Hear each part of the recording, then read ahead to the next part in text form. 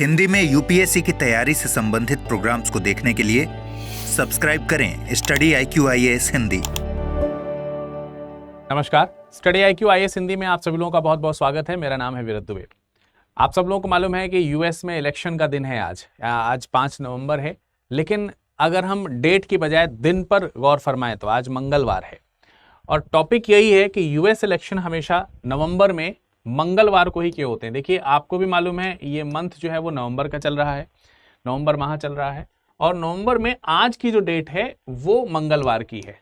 तो दोनों चीज़ें क्या कोइंसिडेंटली इस तरीके से चली आ रही हैं या इसके पीछे किसी ऐतिहासिक तथ्य को देखा जा सकता है? क्या चीज़ें हैं, आइए इसके ऊपर एक बार डिस्कशन करते हैं।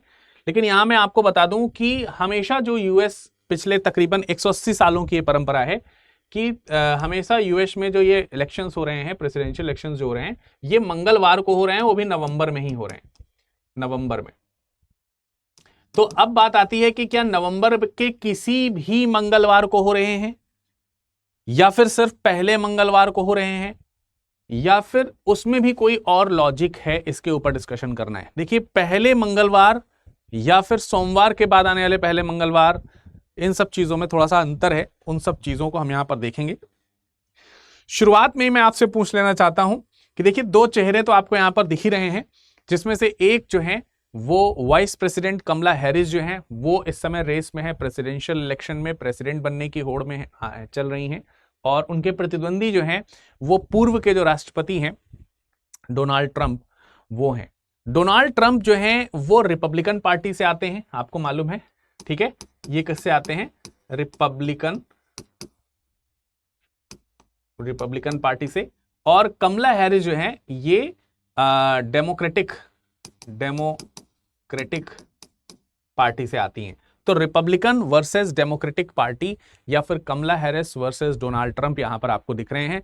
जो वर्तमान जो राष्ट्रपति हैं जो बिडेन जो हैं वो आपको मालूम है कि इस समय रेस से बाहर हैं, उन्होंने अपना नाम वापस ले लिया था। लेकिन आप मुझे बताइए कमेंट सेक्शन में कमेंट करके, आपके अकॉर्डिंग ये इलेक्शन कौन जीतने वाला है, यानी यूएस के अगले प्रेसिडेंट इन दोनों में से कौन होने वाले हैं, क्या आप मुझे बता सकते हैं? हालांकि देखिए, आज इलेक्शंस जरूर हैं, 5 नवंबर का दिन है, मंगलवार का दिन है और नवंबर का माह है, लेकिन रिजल्ट अभी नहीं आएंगे। रिजल्ट आने में थोड़ा टाइम लगेगा, तकरीबन शायद, जहां तक मुझे याद आ रहा है, नॉट एग्जैक्टली श्योर, बट जनवरी में, शायद 6 जनवरी के आसपास आएगा 2025 में।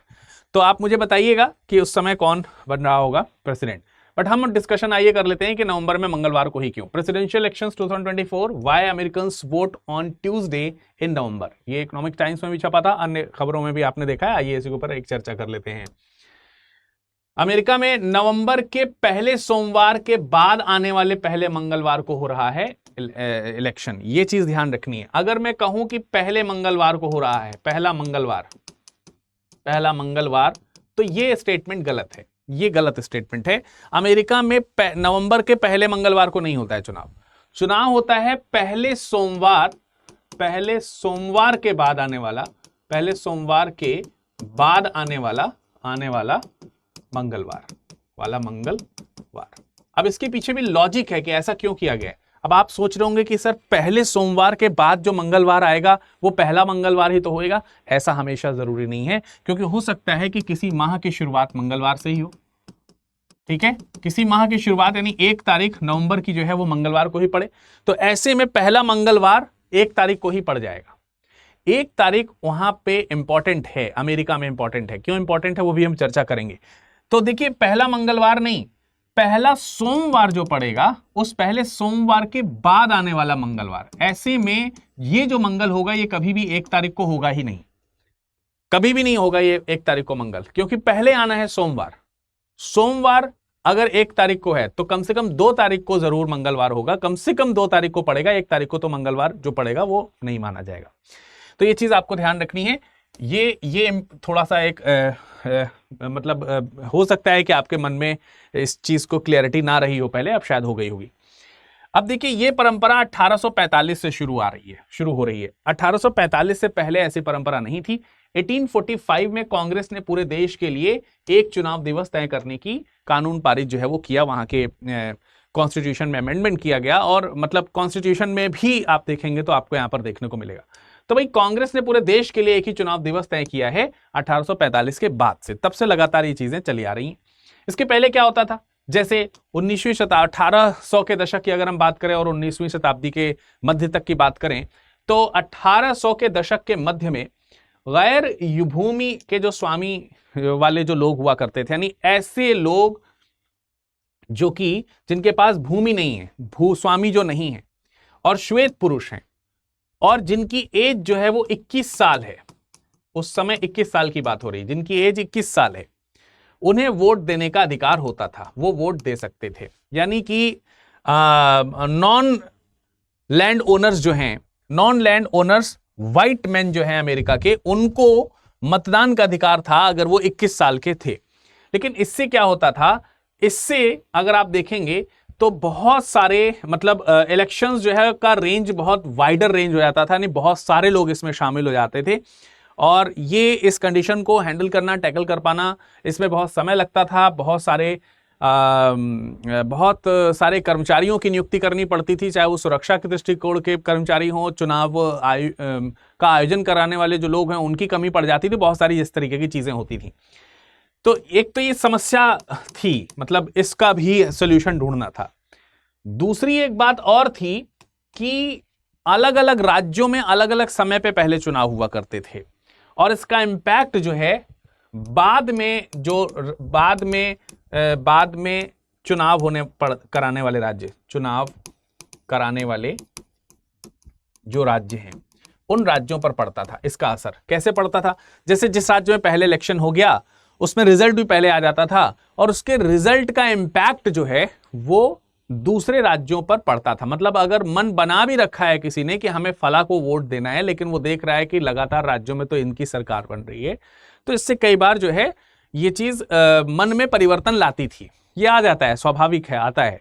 तो ये एकदम फेयर इलेक्शंस की तरफ नहीं जा रहा था, कहीं ना कहीं प्रीवियस स्टेट्स में जो इलेक्शंस होते थे उनका इम्पैक्ट लेटर ऑन स्टेज में होने वाले स्टेट्स इलेक्शंस पे पड़ जाता था। तो इस तरीके से ये एक तरीके से बहुत ज्यादा फेयर इलेक्शंस के तौर पर नहीं जाना जा रहा था, तो इसका भी सोल्यूशन ढूंढना था।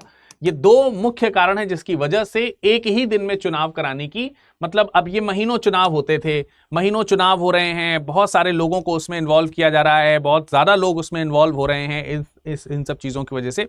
तो इन दोनों चीजों का सोल्यूशन ढूंढना है, और सोल्यूशन जो है वो एक चुनाव दिवस के रूप में मिला। लेकिन अब वो एक चुनाव दिवस मंगलवार को ही कैसे चुना जाए, क्यों चुना जाए, इसका रास्ता कैसे निकलेगा, इसके ऊपर भी जो है चिंता थी यूएस गवर्नमेंट को, या यूएस के जो भी एडमिनिस्ट्रेटिव्स हैं उन लोगों को। तो इसका सोल्यूशन क्या निकला, आइए उसको जानते हैं। लेकिन उससे पहले फाउंडेशन बैच के बारे में मैं आपको बता दूं। फाउंडेशन बैच यूपीएससी की प्रिपरेशन कराने के लिए बहुत ही शानदार बैचेस हैं, स्पेशली मॉड्यूल्ड बैचेस हैं, जिसमें आपको लाइव क्लासेस मिलती हैं, न सिर्फ जीएस की बल्कि आपको इसमें सीसैट की भी लाइव क्लासेस मिलती हैं। इसके अलावा डेली करंट अफेयर्स प्रोग्राम आता है, उसकी भी आपको लाइव क्लासेस मिलती हैं। तो डेली आप देखेंगे तकरीबन 4 से 5 घंटे की लाइव क्लासेस अलग अलग समय पर मिलती, 3 घंटे की तो लाइव क्लास आपको जीएस की मिल जाएगी। इसके अलावा जब आप प्रीलिम्स दे रहे होंगे तो प्रीलिम्स से ठीक पहले आपको एक फ्री में फास्ट ट्रैक बैच मिलेगा, फटाफट उसमें रिवीजन कराया जाएगा, जिससे कि आपने जो साल भर पढ़ा है अगर उसमें कुछ भूल गए हैं तो आपको पुनः जो है वो बैच मिल रहा है, आप वो फ्री में मिलेगा, आप उसमें जुड़ करके अपना पूरा कंप्लीट रिवीजन कर सकते हैं अकॉर्डिंग टू प्रीलिम्स एग्जाम। और उसी समय आपको मॉक टेस्ट भी मिलेंगे, मॉक टेस्ट प्रीलिम्स के लिए मॉक टेस्ट आपको यहाँ पे टेस्ट सीरीज पूरी मिलेगी, अलग से कुछ नहीं खरीदनी पड़ेगी, 7-8 हज़ार की टेस्ट सीरीज आपको मिलेगी। इसके अलावा आपको डेली मेंस आंसर राइटिंग के लिए एक क्वेश्चन प्रदान किया जाता है, जिसको हमारी टीम चेक करती है और आपको उसके सही गलत का आभास कराती है कि क्या सही क्या गलत है। इसके अलावा मेंटरशिप प्रोग्राम भी आपको इसमें मिलेगा, और ये सारी फैसिलिटीज, और इसमें आपको बुक्स भी मिलेंगे, आपको बुक्स भी अलग से नहीं खरीदनी है, सारी बुक्स आपको इसमें फ्री में मिल रही होंगी। करना क्या है, वेबसाइट ऐप पे जाइए स्टडी IQ के, वहां पर हिंदी वाले इस बैच को सेलेक्ट कीजिए। अगर आप इंग्लिश में लेना चाहते हैं तो इंग्लिश में भी ले सकते हैं, अगर आप इंग्लिश में लेना चाहते हैं तो इंग्लिश में भी ले सकते हैं। उसमें पढ़ाया जो है हिंदी इंग्लिश मिक्स जाएगा, बुक्स स्टडी मटेरियल्स आपको इंग्लिश में मिलेंगे। बाय नाउ वाले ऑप्शन में जाकर के कूपन कोड जो वहां ऑलरेडी दिखाए गए हैं उनको अवेलेबल ऑफर्स पे क्लिक करेंगे, अवेलेबल ऑफर्स पे क्लिक करके कई सारे ऑफर आएंगे, उसको मत सेलेक्ट कीजिएगा। वहां कोड के लिए लिखने के लिए एक बॉक्स बना होगा, उस बॉक्स में लिखिए विरद लाइव, VIRAD LIV, और तुरंत जो है आप मैक्सिमम डिस्काउंट के बाद इस प्राइस पे आप हमारे इस बैच को खरीद सकते हैं। 11 नवंबर से बैच शुरू है। अब देखिए चुनाव दिवस के लिए कौन सा दिन चुना जाए, इसका हल कैसे निकाला है, उस कुछ चीजों को ध्यान में रखते हुए इसका हल निकाला गया है। और वो कौन कौन सी चीजें हैं जरा उसको देखिए। देखिए सबसे पहली बात तो जिस समय इसका डिसीजन लिया गया 1845 की बात हो रही है, 19वीं सदी की बात हो रही है, तो उस समय अमेरिका देखता है कि इकोनॉमिकली वो एक कृषि प्रधान देश है, वहां पर एग्रीकल्चर जो है वो ज्यादा हो रहा है, एग्रीकल्चर बेस्ड इकोनॉमी है उसकी, तो कृषि प्रधान वो देश है, कृषि प्रधान देश की बात हो गई। अब उसमें भी बसंत और शरद की ऋतु बहुत इंपॉर्टेंट है। किस प्रकार से बहुत इंपॉर्टेंट है कि बसंत वो महीना है जिस समय फसल रोपी जा रही है, शरद वो महीना है जिस समय लोग फसल वगैरह काट लेते हैं, और उसके बाद 1-2 महीने बाद कड़ाके की ठंड पड़ने वाली होती है। यानी ये एकदम ठीक ठाक समय है जिस समय किसानों के ऊपर कोई बहुत ज्यादा अतिरिक्त बोझ फसलों को लेकर के नहीं है, बुआई कटाई या उन सब चीजों को लेकर के। तो एक ऐसा समय ढूंढना था जो नवंबर के आसपास मिला, ठीक है, जो नवंबर के आसपास मिला। इसके अलावा क्योंकि ज्यादातर लोग कृषि प्रधान लोग हैं तो ज्यादातर ग्रामीण हैं। अब उस समय तो आज की तरह व्हीकल्स नहीं हुआ करते थे इतने सारे, तो लोगों को बहुत पैदल यात्रा करते हुए बहुत दूर तक वोट वगैरह जो है वो देने जाना पड़ता था। तो वोट डालने के लिए पूरे दिन की यात्रा यहाँ पर करनी पड़ती थी, ठीक है। तो अब कैसे किया जाए कि जो इंपॉर्टेंट डेज हैं उस यात्रा में कवर हो जाए। 1 नवंबर को ये डे नहीं फिक्स किया जा सकता था, नवंबर तो ठीक है, लेकिन 1 नवंबर को ये दिन नहीं आना चाहिए था, मैंने आपको बताया था। क्यों? क्योंकि उस दिन ऑल सेंट्स डे मनाया जाता है ईसाइयों की तरफ से, और वो धार्मिक रूप से वहां पर क्रिश्चियन लोग जो है वो ज्यादा रहते हैं। शनिवार संडे वाले दिन को भी नहीं रखा जा सकता है क्योंकि वहां पे चर्च में जाना पड़ता था उनको। इसके अलावा 1 तारीख को जो व्यवसायी होते थे वो लास्ट मंथ का अपना जो वही खाता है उसे भी क्लियर करते थे, इसलिए 1 नवंबर नहीं इसीलिए मैंने कहा कि पहला मंगलवार नहीं रखें, क्योंकि पहला मंगलवार 1 नवंबर को भी पड़ सकता है कभी, तो फंस जाएगा मामला, ठीक है। तो इन सब चीजों को ध्यान में रखते हुए ये हुआ कि भाई सोमवार को नहीं रख सकते, ठीक है, आप बुधवार को नहीं रख सकते। बुधवार को इसलिए नहीं रखा जाता था क्योंकि बुधवार को भी एक विशेष उनका जो है दिन रहता था, विशेष एंगेजमेंट उनकी बुधवार को रहती थी, बाजार के पॉइंट ऑफ व्यू से। बहुत बड़े बाजार जो है यूरोप में अमेरिका में लगते थे, ठीक है, सोमवार बुधवार। और इसके बाद जो है आपका जैसे शुक्रवार शनिवार जो वीकेंड्स वाले दिन है, जैसे शनिवार है रविवार है, ये वीकेंड्स के दिन नहीं रखे जा सकते थे। तो कुल मिलाकर के मंगलवार एकदम सेट बैठता है, सोमवार के तुरंत बाद का जो दिन है वो सेट बैठा और उन्होंने मंगलवार को यहां पर चुन लिया। तो इसलिए मंगलवार को हमेशा यहां पर चुनाव कराए जाते हैं, वो भी पहले सोमवार के बाद आने वाला जो मंगलवार है उसमें। लेकिन आज के समय में अगर देखा जाए तो उसको थोड़ा सा क्रिटिसाइज किया जा रहा है, ये कहा जा रहा है कि अब इस व्यवस्था को बदला जाना चाहिए, हमेशा मंगलवार रखना अब ठीक नहीं है, किसी और दिन रखा जाना चाहिए, क्योंकि अब इकोनॉमी जो है वो कृषि प्रधान नहीं रह गई है, बहुत कम कृषि प्रधान लोग हैं वहां पर। केवल 12% इकोनॉमी जो है, यानी कि अमेरिका में कृषि पर केवल 12% से भी कम के क्षेत्र जो है वो निर्भर हो रहा है। तो अब इसको चेंज करने की भी बारी हो रही है। क्या चेंज करना चाहिए या नहीं करना चाहिए अमेरिका के लिए, ये आप मुझे कमेंट सेक्शन में बताइए। और सरकार आप अमेरिका में किसकी बनते हुए देखना चाह रहे हैं, ये भी आप कमेंट सेक्शन में कमेंट करके बताइए। शायद आपको पता ही चल गया होगा कि क्यों मंगलवार का दिन तय किया गया है। फास्टैग बैच 2025 के स्टूडेंट्स के लिए है, फटाफट तैयारी होगी इसमें। 2-3 मतलब आपको सुबह शाम दोनों समय पढ़ाया जाएगा, तो थोड़ी कड़ी मेहनत है। जो लोग जुड़ सकते हैं जुड़ें।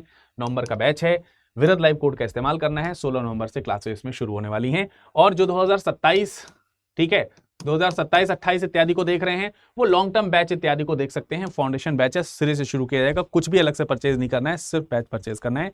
और इसके अलावा ऑप्शनल आपको अलग से परचेज करना है, बस और कुछ नहीं। विरद लाइव कोड का इस्तेमाल करके मैक्सिमम डिस्काउंट के साथ आप इसमें भी जुड़ सकते हैं। 11 नवंबर से इसकी भी क्लासेस शुरू हो रही हैं। इस लेक्चर का पीडीएफ पाने के लिए विरद लाइव जो कि मेरा कोड है, उसी नाम से आप मुझे टेलीग्राम या इंस्टाग्राम पे खोज सकते हैं। तो अब मैं इंस्टाग्राम या टेलीग्राम पे विरद लाइव नाम से आपको देख सकता हूं, ठीक है। अभी तक विरद.दुबई के नाम से हुआ करता था, अभी ये चेंज हो गया है, विरद लाइव हो गया है। तो आप मुझे वहां पे सर्च कीजिए, इसका पीडीएफ वहीं से पाइए। आपका समय शुभ हो, धन्यवाद। हिंदी में यूपीएससी की तैयारी से संबंधित प्रोग्राम्स को देखने के लिए सब्सक्राइब करें स्टडी IQ IAS हिंदी।